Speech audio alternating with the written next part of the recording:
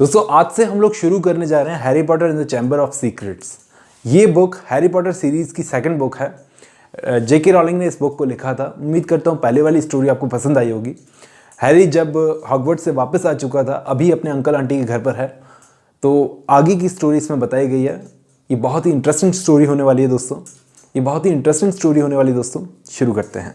यह हैरी का 12th birthday था और वो अपने अंकल के घर में बैठा ब्रेकफास्ट कर रहा था। अभी ये अपने अंकल के घर में है, तो इसके अंकल इस पर चिल्लाने लगे कि वो उल्लू जो है इसका हेडविग, जिसे ये हमेशा अपने साथ रखता है, वो रोज़ आवाज़ करके हैरी को और इस पूरी फैमिली को जगा देता है। उसके अंकल बोलते हैं कि इसे पिंजरे में बंद रखा करो, लेकिन हैरी ऐसा नहीं कर सकता क्योंकि उसे इस उल्लू की मदद से अपने फ्रेंड्स को मैसेजेस वगैरह भेजने होते। अब इसके कज़न डडली ने इसको जादू दिखाने को कहा, लेकिन इसको अलाउड नहीं है कि ये स्कूल के बाहर जादू करे।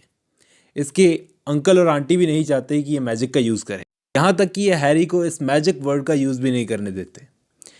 ये हॉगवर्ट्स को मिस करने लगा क्योंकि अभी अभी इसने फर्स्ट ईयर पूरा किया है और अभी इसे याद आ रहा है कि कैसे ये अपने दोस्तों के साथ बैठकर ग्रेट हॉल में खाना खाता था, हैग्रिड के पास में जाता था, क्विडिच खेलता था, और इसके मैजिक का सारा सामान अब एक कबर्ड में लॉक होकर रह गया था।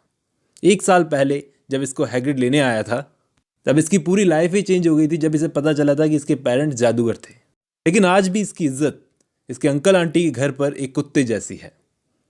इसके खुद के बर्थडे वाले दिन इसके अंकल आंटी के घर पर रिश्तेदार आए और ये अकेला बाहर लॉन में बैठा अपने खुद के लिए हैप्पी बर्थडे गा रहा था। अभी तक इसने अपने बेस्ट फ्रेंड्स रॉन और हरमाइनी को बहुत सारे लेटर्स लिखे, लेकिन उन लेटर्स का जवाब इसके पास नहीं आया। पूरी गर्मियाँ निकल गई, लेकिन एक भी लेटर उनकी तरफ से नहीं आया। इसे लगा जैसे वो लोग इसे भूल चुके हैं। और इसका कज़न इसका मजाक बनाता था कि तेरा तो कोई दोस्त ही नहीं है। तो ये चाहता था कि काश मैं इन लोगों को दिखा सकता कि मैं कितना फेमस हूँ हॉगवर्ट्स में। इसके बाद ये खाना खा के सीधा अपने रूम में चला गया। वहाँ जाकर इसने क्या देखा, एक छोटा सा क्रीचर जिसके लंबे लंबे कान थे, हरी हरी बाहर की तरफ उभरी हुई आंखें थी, और इसका नाम था डोबी। वो इसका इंतज़ार कर रहा था इसके कमरे में। अब हॉगवर्ट्स में ऐसे बहुत सारे इसने अजीब क्रीचर्स देखे थे, तो इसको आदत सी हो गई थी ये डरा नहीं, बल्कि इसने उस क्रीचर को बड़े प्यार से बोला कि तुम खड़े क्यों हो, बैठ जाओ।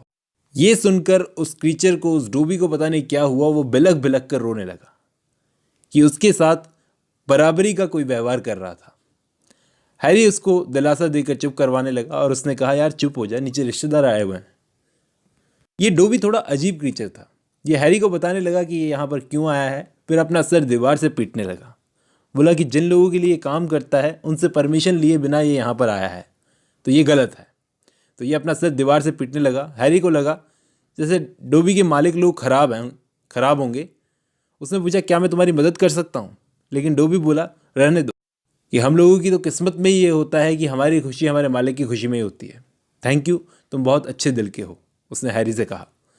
लेकिन फिर डोबी ने पूछा, अच्छा एक बात बताओ, क्या मैंने ये जो र्यूमर्स सुने हैं कि तुम वोल्डेमॉर्ट से दूसरी बार बच गए, ये सच है?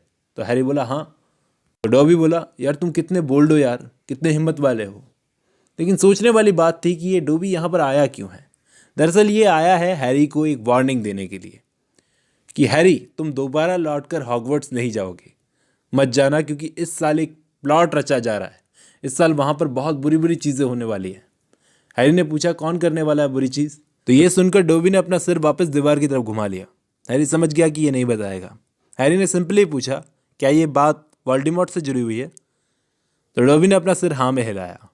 ऐसा लग रहा था जैसे हैरी को वो इशारे से बताने की कोशिश कर रहा है, समझाने की कोशिश कर रहा है कि हैरी, तुम हॉगवर्ट्स नहीं जाओगे। हैरी ने बस सिंपली इतना बोला कि डंबलडोर के वहाँ रहते हुए कोई कुछ भी गलत नहीं कर सकता। डोबी बोला, मैं मानता हूँ डंबलडोर एक ग्रेट जादूगर है, लेकिन कुछ ऐसी चीज़ें हैं जो उनके भी वश से बाहर है। इतना कहकर वो अपना सिर फिर से दीवार से पीटने लगा। नीचे हैरी के अंकल को ये दीवार से कुछ पीटने की आवाज़ सुनाई दी, तो वो ऊपर की तरफ आने लगे। हैरी ने डोबी को छुपा लिया। हैरी के अंकल ने हैरी को वार्निंग दी कि अब ये पीटने की आवाज़ नहीं आनी चाहिए। जब वो नीचे चले गए तो ये वापस डोबी के पास में गया। हैरी को पता चला कि ऐसा नहीं है कि इसके फ्रेंड्स वगैरह इसको भूल गए और लेटर्स नहीं भेज रहे, इसको लेटर्स लिख नहीं रहे। उन्होंने तो बहुत सारे लेटर्स भेजे, लेकिन जितने भी लेटर्स भेजे इस डोबी ने उन लेटर्स को बीच में ही अपने पास रख लिया। यह हैरी तक पहुंचने ही नहीं देता था उन लेटर्स को। इसने हैरी को उसके दोस्तों के भेजे हुए लेटर्स का एक बंडल दिया। ये चाहता था कि हैरी की इच्छा ही खत्म हो जाए हॉगवर्ट्स वापस लौटने की। इस डोबी का काम था कि हैरी को एक वार्निंग दे, जो वो देकर चला गया। फिर हैरी के पास मिनिस्ट्री ऑफ मैजिक का एक लेटर आया, मिनिस्ट्री ऑफ मैजिक की तरफ से, कि हैरी हमें पता चला है कि तुम अपने मैजिक का यूज़ अपने घर में भी कर रहे हो, जो कि इल्लीगल है। अगर तुमने एक और बार मैजिक का वहाँ पर यूज़ किया तुम्हें स्कूल से निकाल दिया जाएगा। तो इसके अंकल ने भी इसके साथ में ये लेटर पढ़ा, तो वो बिल्कुल ठान के बैठे थे कि इसको इस बार हॉगवर्ट्स जाने नहीं दिया जाएगा, हम कुछ भी करेंगे इसको हॉगवर्ट्स वापस जाने नहीं देंगे। तो उन्होंने क्या किया, इसे और इसके उल्लू को एक रूम में लॉक कर दिया और 3 दिन तक भूख से मरने दिया कि अब तू अपना मैजिक यूज़ कर। इसे समझ नहीं आ रहा था कि ये क्या करे, मैजिक का यूज़ करेगा तो हॉगवर्ट्स से निकाला जाएगा और नहीं करेगा तो मारा जाएगा। 3 दिन तक ये भूख से मरता रहा। अब इसके आगे की कहानी हम नेक्स्ट पार्ट में डिस्कस करेंगे।